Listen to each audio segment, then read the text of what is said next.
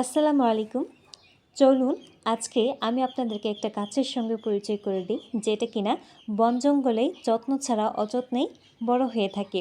এই গাছটির বৈজ্ঞানিক নাম হচ্ছে গিয়ে পমিটা পিনাটা। এক এক অঞ্চলে এক এক নাম এর। এই ফলটা সাধারণত গ্রীষ্মকালে হয়ে থাকে, আর এটা সবথেকে বেশি দেখা যায় এশিয়াতে। এটার ফল প্রথম অবস্থায় সবুজ থাকলে পরিপক্ক হওয়ার পরে এটা গাঢ় খয়েরি রঙের রূপ ধারণ করে। পরিপক্ক হওয়ার পর এটার ফলের যে উপরের আবরণটা, এটা অনায়াসে খাওয়া যায়। খেতে একটু হালকা মিষ্টি আর একটু কষকষ, কিন্তু খেতে ভালোই লাগে।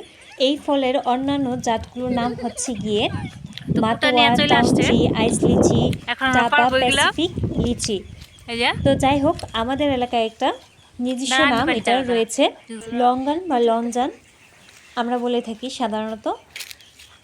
তো এই গাছটা ফল আসাতে আমার ভাতিজি আমাকে বলতেছিল যে ফুপু এ গাছে ফল আসছে, পাকলে আমি তোমাকে বলবো। তা আমি বলছি হ্যাঁ ঠিক আছে, পাকলে আমাকে বলিস। তো পাকার সঙ্গে সঙ্গে আমার বাসায় এসে বলতেছে যে ফল তো পেকে গেছে, এখন একটু পারতে হবে। তো প্রথমে গেলাম, তারপর একটা লাঠি নিলাম, তো সেটাতে পারা হচ্ছে না। তারপর হচ্ছে দৌড়ে গিয়ে ওই কুটা নিয়ে আসলো বাসা থেকে। তো বাঁশের কুটা দিয়ে এটা ভালোভাবে পারা হচ্ছিল না। তারপর কোনো রকম করে বাঁশের কুটা বা হাত দিয়ে ডাল নিচে নামিয়ে ভেঙে নেই। আর হ্যাঁ, এই ভিডিও করার সর্বপ্রথম উদ্দেশ্য হচ্ছে গিয়ে এই গাছের কিছু গুণগত মান রয়েছে, এটাই হচ্ছে এই তথ্যটা দেওয়ার জন্য এই ভিডিওটা করার মূল উদ্দেশ্য।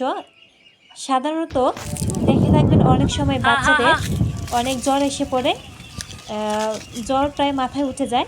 তো তখন এই জ্বরকে নিয়ন্ত্রণ করার জন্য এই গাছের ছাল বা এই গাছের পাতা পানির সঙ্গে জাল করে অসুস্থ বাচ্চাকে বা মাঝে মাঝে এটা বড় মানুষের উপর কার্যকরী হয়।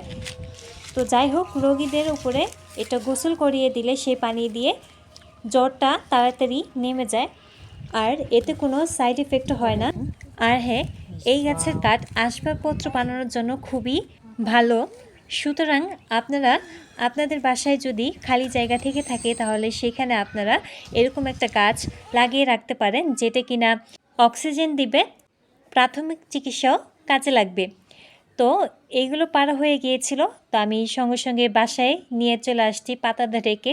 তো সেখানে আমরা এই লঙ্গান পাড়তে গিয়ে একটা আমও পেয়েছিলাম, সেটাও আমরা নিয়ে আসছি। এই গাছের মালিক এই ফলগুলো পেড়ে খেলে কখনোই কেউ কিছুই বলে না। তো যার যেভাবে মন চায় তারা সেটা পেড়ে খেয়ে যায়, কিন্তু শর্ত হচ্ছে একটা গাছের ডালা কেউ ভাঙতে পারবে না। তো আমরা বাসায় নিয়ে চলে আসলাম, আর এই তো দেখুন কত সুন্দর করে মজা করে খাচ্ছে।